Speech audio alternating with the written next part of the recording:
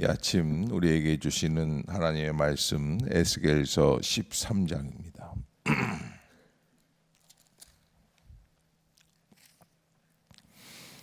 한 절씩 교독합시다. 여호와의 말씀이 내게 임하여 이르시되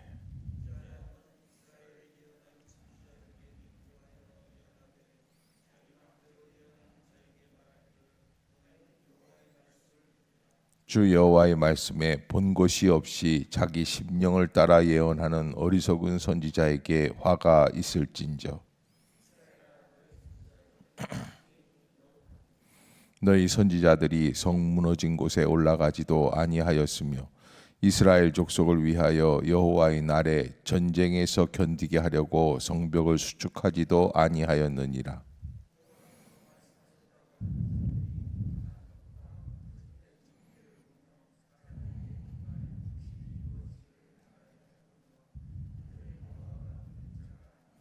너희가 말하기는 여호와의 말씀이라 하여도 내가 말한 것이 아닌즉 어찌 허탄한 묵시를 보며 거짓된 점괘를 말한 것이 아니냐.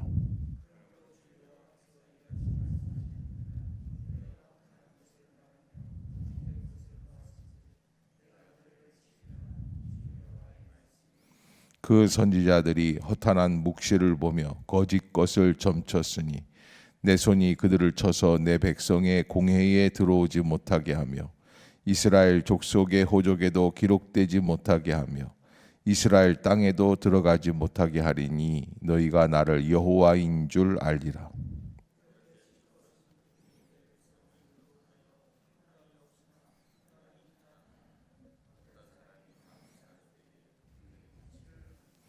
그러므로 너는 회칠하는 자에게 이르기를 그것이 무너지리라. 폭우가 내리며 큰 우박덩이가 떨어지며 폭풍이 몰아치리니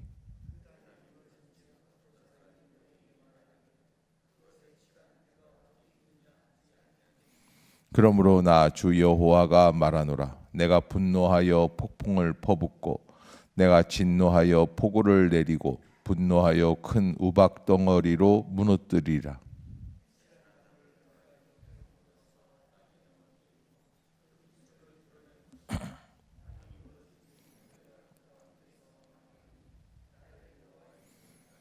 이와 같이 내가 내 노를 담과 회칠한 자에게 모두 이루고 또 너희에게 말하기를 담도 없어지고 칠한 자들도 없어졌다 하리니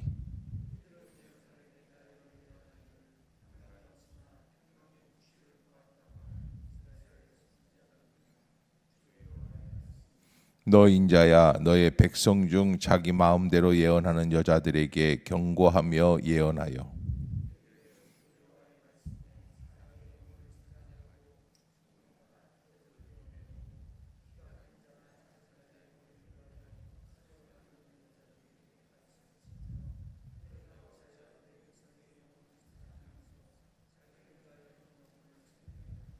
너희가 두어 웅큼 보리와 두어 조각 떡을 위하여 나를 내 백성 가운데서 욕되게 하여 거짓말을 고지 듣는 내 백성에게 너희가 거짓말을 지어내어 죽지 아니할 영혼을 죽이고 살지 못할 영혼을 살리는도다.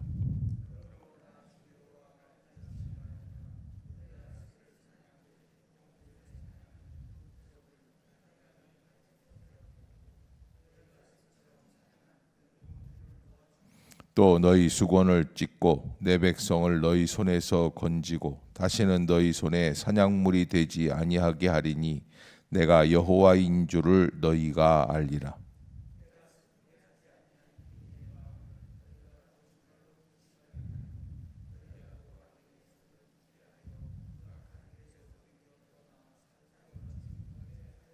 함께 봅니다. 너희가 다시는 허탄한 묵시를 보지 못하고 전복도 못할지라. 내가 내 백성을 너희 손에서 건져내리니 내가 여호와인 줄을 너희가 알리라 하라. 아멘. 할렐루야.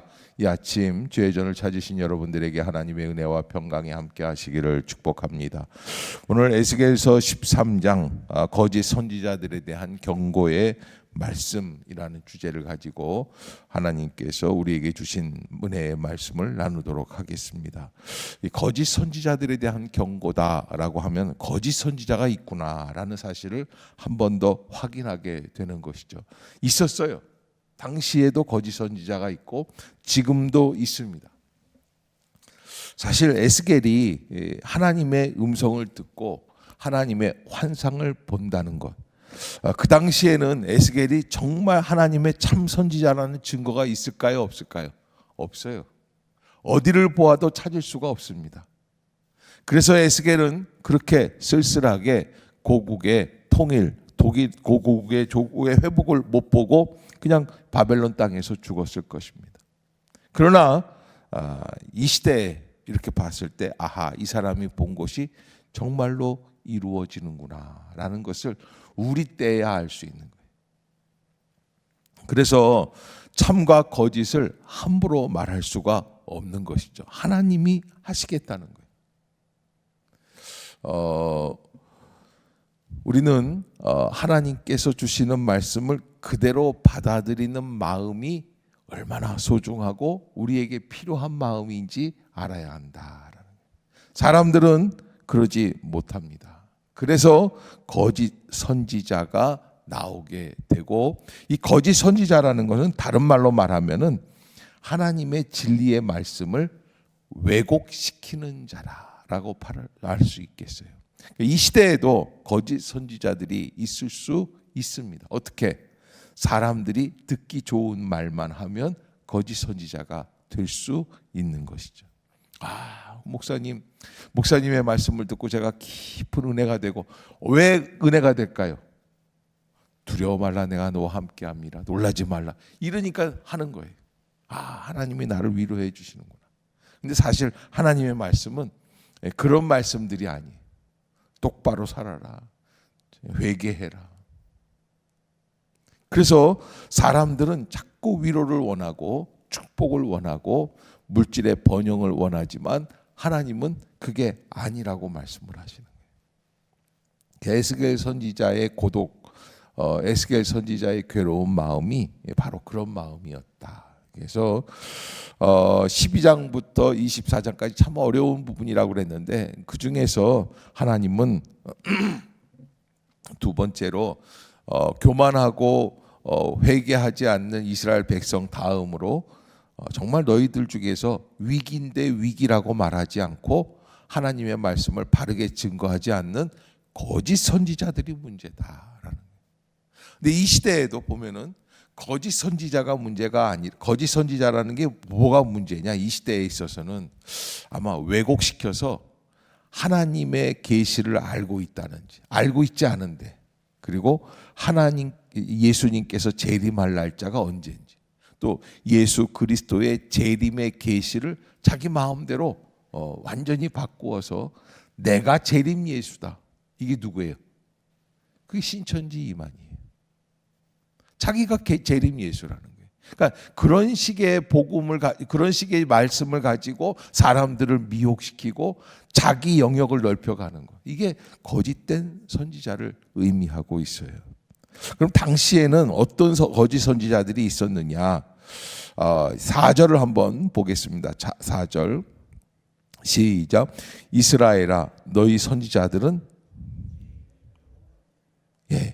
여우라고 하는 것, 황무지에 있는 여우라고 하는 것은 바위 뒤에 숨어 있다가 약한 동물이 지나갈 때 확 공격을 해서 물어뜯는 것을 의미한다고 합니다. 이게 자칼이라는 동물인데, 그렇게 연약한 사람들을 바르게 세우려고 하는 게 아니라 자기가 먹을거리로 삼는 게 거짓 선지자다라고 얘기하는 거예요. 그래서 어떻게 하냐면 5절에 보면 너희 선지자들이 성 무너진 곳에 올라가지도 아니하였고 이스라엘 족속을 위하여 여호와의 날에 전쟁에서 견디게 하려고 성벽을 수축하지도 아니하였다. 꼼짝도 안 하고 있다는 거예요. 아무 일도 안 하고 있다. 내버려 둔다는 거예요. 실제 성도들의 삶 속에서 어떤 역사가 일어나는지에 대한 관심이 없다는 거예요.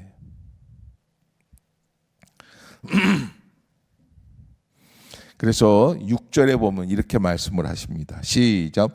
여호와께서 말씀하셨다고 하는 자들이 허탄한 것과 거짓된 점괘를 보며 사람들에게 그 말이 확실히 이루어지기를 바라게 하거니와.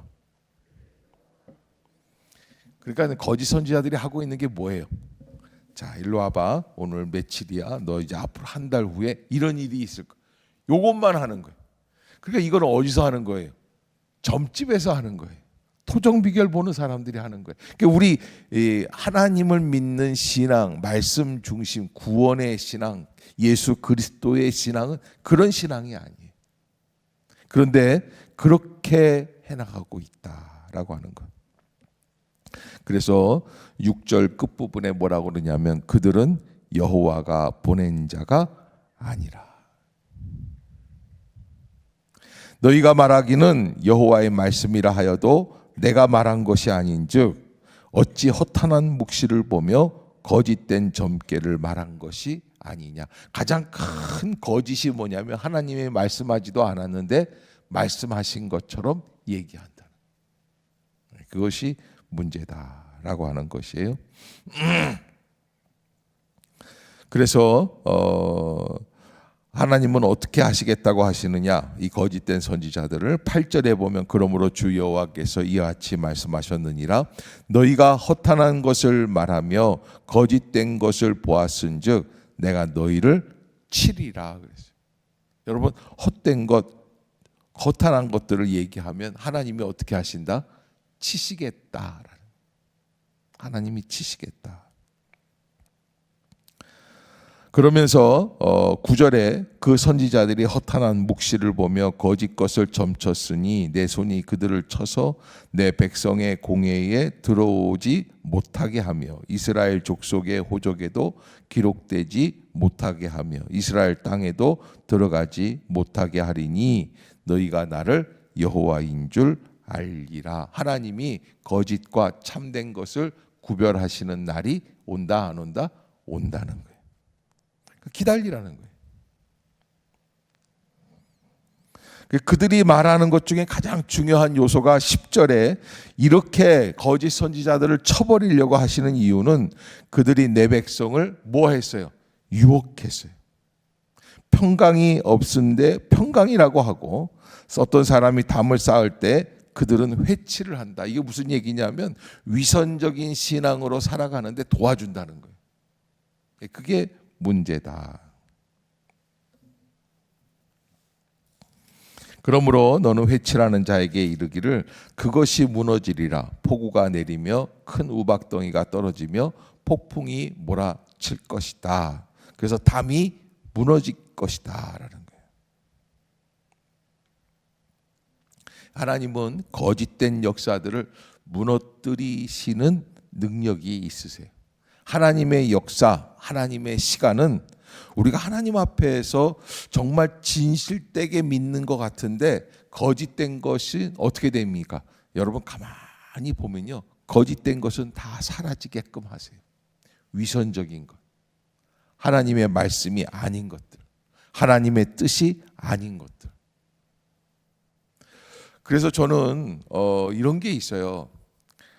아이를 서울대학에 보내려고 막 과외를 시키고 뭐 이렇게 한다고 그래서 그 아이가 어디까지는 가냐면 삼성까지는 들어가요. 거기에서 어떻게 버티느냐가 문제예요. 못 버텨요. 왜? 하나님이 주신 게 아니기 때문에 억지로 어거지로 만들어 놓은 거예요. 그래서 나는 이거를 이제 그렇게 막 억지로 막 어거지로 막 만들려고 하는 엄마들한테 하고 싶은 얘기가 있어. 좀 내버려 둬봐라. 뭐 어떻게 되나. 저도 사실은 우리 어머님이 저를 억지로 서울대학 보내려고 막 과외를 시켜봤던 경험이 한 짧게 있었어요. 안 돼요. 결국에는 어디 갔어요? 전기 떨어져서 신학대학 간 거예요. 안 되게끔 돼 있어요. 그리고 참 이상한 게요. 은혜 받고 성령 받으니까요. 신학대학 가서 늦게 철드는 거 있죠. 갑자기 공부하고 싶더라고요.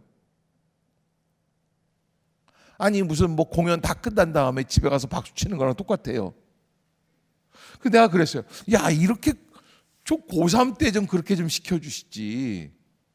이게 안 그래요. 하나님을 만나야 제대로 된 인식이 시작이 되는 거예요. 근데 여러분 마찬가지예요. 우리도 마찬가지예요. 우리의 인생이 하나님 없는 비전, 하나님 없는 풍요로움, 하나님을 무시하고, 하나님 없지는 않죠. 하나님 다 있어요. 왜? 주일마다 나오니까. 그런데 뭐냐면 하나님은 둘째야. 그리고 내가 잘 먹고 잘 살겠다는 그런 욕심에 가득 차서 돈을 벌고 막 질주하고 이러다 보면은 잘 될 것 같지만 나중에는 그렇지 못한 일들을 많이 봐요. 그래서 제가 아주 그냥 뭐 실제적으로 너무나 이렇게 내 생에서 딱 경험했던 분이 몇 분이 있잖아요. 1,000억이 있는데 돌아가셔야 되는 분. 1,000억이 있는데 돌아가셔요. 여러분 세상에 1,000억을 모으는 것도 쉽지 않고 이거는 뭐 기적이 아니라 끼적이라고 그래야 돼. 어떻게 해야 돼? 너무 힘든 일인데 근데 그거를 놔두고 가는 건 더 힘들죠. 써보지를 못하니까. 모으기만 하니까. 그래서 제가 이렇게 보면은 모으는 분들이 그 모은 다음에 어떻게 되는지를 알아야지 돼요. 그래서 자식한테 물려주고 싶고 자식이 철저하게 그걸 관리하고 철저하게 관리하면 뭐예요 그게? 어떻게 돼요? 나중에는 다 쓸데없는 것이 돼요. 의미 없는 일들이 돼요. 그걸 볼 수 있어야지. 그래서 뭘 억지로 어거지로 만들어 보겠다라고 하는 것 쉬운 일이 아니고 정말 뭐 한석봉의 어머니처럼 뭐 애미는 떡을 쓸 테니 너는 글을 쓰거라 그러고 불을 끄고 뭘 만들어 보려고 하지만은 사실은 하나님이 원하시는 뜻이 아니면 이루어지기가 어렵다. 그래서 오히려 그 아이를 하나님께 맡기는 게 더 편한데 우리는 그걸 맡기지를 못하는 거죠. 그래서 우리가 이제 한 60이 넘잖아요. 그러면 이제 이렇게 인생이 사는 게 이렇게 다 드러나게 돼 있어요. 그런데 진짜 자기가 원해서 하나님 앞에서 바르게 살려고 하고 공부하려고 하고 뭐 그랬던 사람들이랑 안 그랬던 사람들이랑 다 틀려요. 인생은 헛된 것을 잡고 있으면 마지막에도 역시 헛된 것밖에는 안 돼요. 그리고 끝까지 회개하지 않아요. 그리고 자기가 마치 뭔가 된 것처럼 행동하려고 한다. 조심해야지 돼요.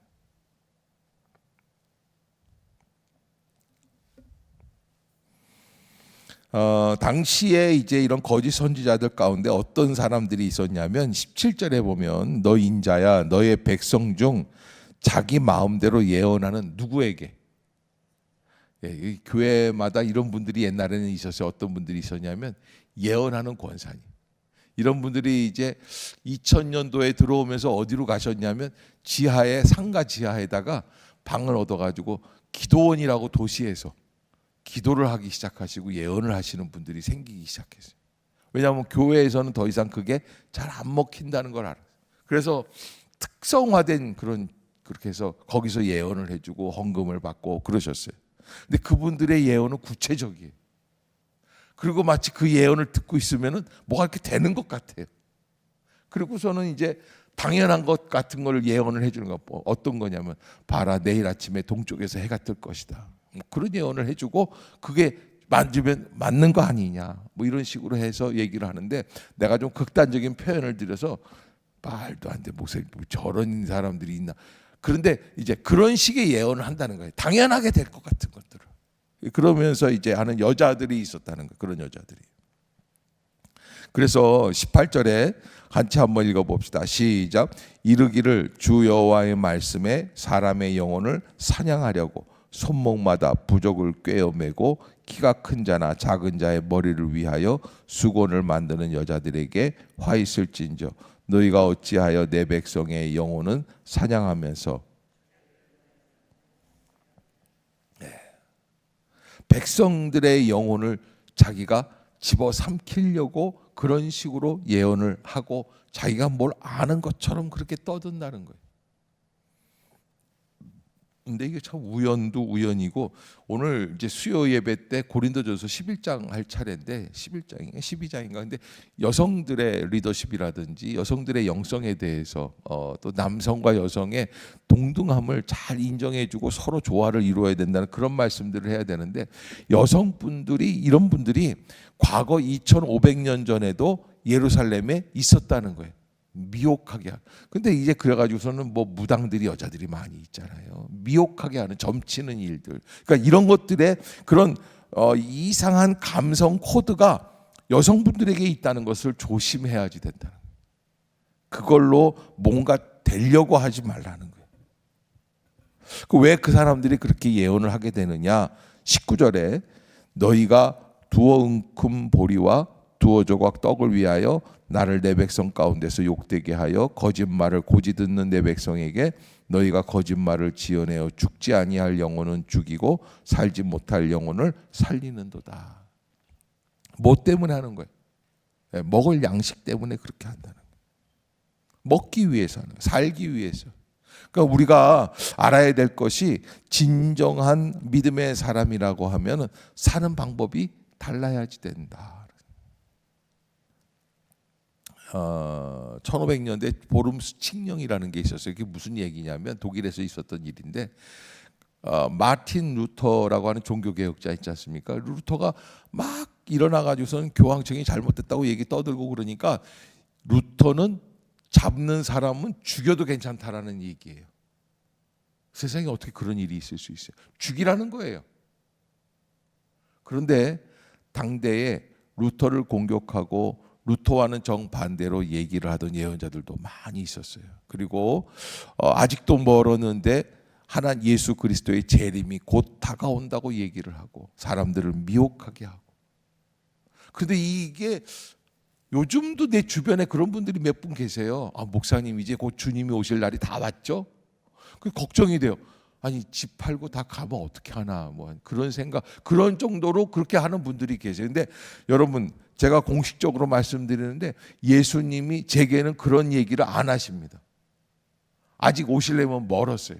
그러니까 집 팔고 뭐 이러지는 마시고, 중요한 거는 내가 이 시대에서 어떻게 믿음의 사람으로 살아내야 하는가. 여러분, 여러분들이 정말 믿음의 사람이라면 누구 비유를 잘 맞출 수 있어야지 돼요. 네?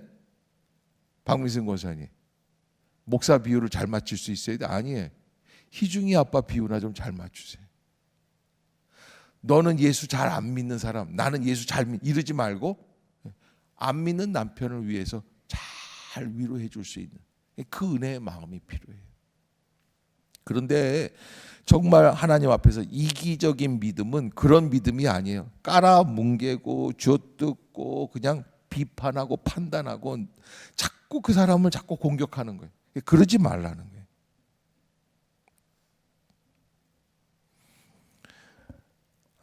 하나님은 20절에 이렇게 말씀을 하세요. 그러므로 나 주 여호와가 이같이 말하노라. 너희가 새를 사냥하듯 영혼들을 사냥하는 그 부적을 내가 너희 팔에서 떼어버리고 너희가 새처럼 사냥한 그 영혼들을 놓아주고 너희 수건을 찢고 내 백성을 너희 손에서 건지고 다시는 너희 손에 사냥물이 되지 아니하게 할 것이다. 그래서 거짓 선지자들이 하는 것, 이게 아마 머리에 수건을 씌우고 뭐 이렇게 예언을 보여주고 이게 뭐 이렇게 뭐 보이느냐 뭐 이렇게 하고 그랬는데, 모르겠어요. 2500년 전에 제가 없었으니까. 그런 짓들을 하지 말고 하나님 찢어버리시겠다는 거예요. 거짓된 예언들을. 그래서 정말로 중요한 거는 진리가 마침내, 진리만이 살아남아요. 여러분, 도자기를 굽는 도공이 가마가 다 타고 난 다음에는 들어가서 이게 진짜 잘 구워졌는지 안 구워졌는지 봅니다.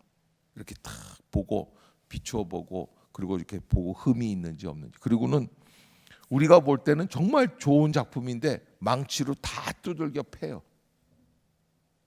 그리고는 수백 개의 이 도자기 중에서 남는 게 10개, 몇 개 안 돼요. 뭘 찾는 거예요? 참된 것을 찾는 거예요.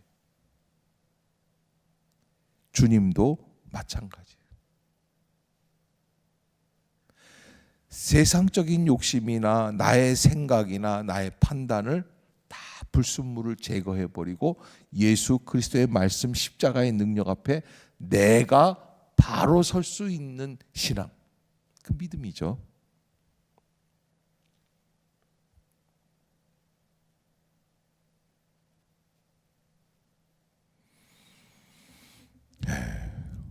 하나님은 그런 사람들을 찾고 계신다. 그래서 21절에 22절에 보면 내가 슬프게 하지 아니한 의인의 마음을 너희가 거짓말로 근심하게 하며 너희가 또 악인의 손을 굳게 하여 그 악한 길에서 돌이켜 떠나 삶을 얻지 못하게 하였다. 그래서 저는 늘 말씀드리는데 누구나 잘 믿으라고 그러는 거예요.